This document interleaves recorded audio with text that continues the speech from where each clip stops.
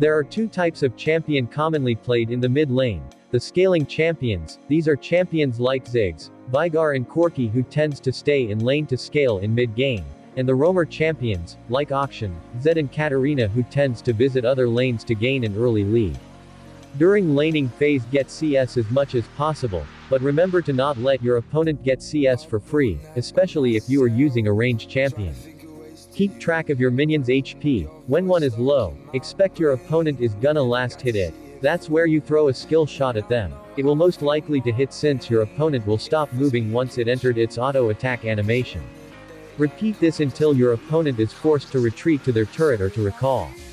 When using a melee champion against a ranged one, you need to be careful when taking CS.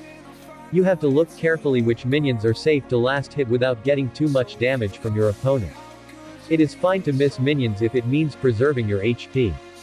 If you've reached level 3, which is most melee champions' first power spike, you now have an advantage against your ranged opponent, especially if you're an assassin.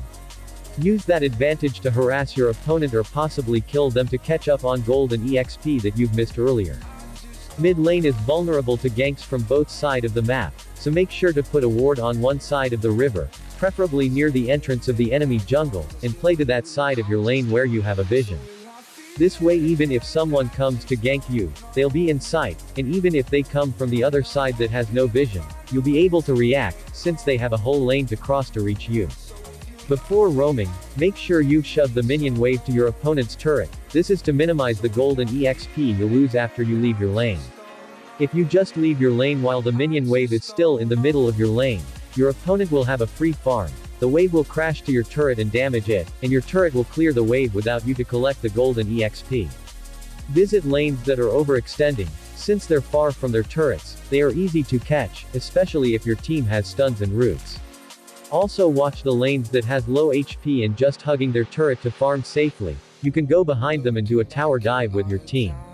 Always clear the minion waves before doing a major objective or a team fight, especially the side lanes, because if you manage to win an objective or a team fight, your team will be able to push easily since the minion waves you've cleared earlier are now a large wave and can help you easily destroy enemy turrets. Even if you lose a team fight or an objective, the waves will buy you some time to regroup since they are near the enemy turrets. Mid lane champions has a lot of skill shots, especially the mages. So here's a guide on how to increase your skill shot accuracy. Thank you for watching.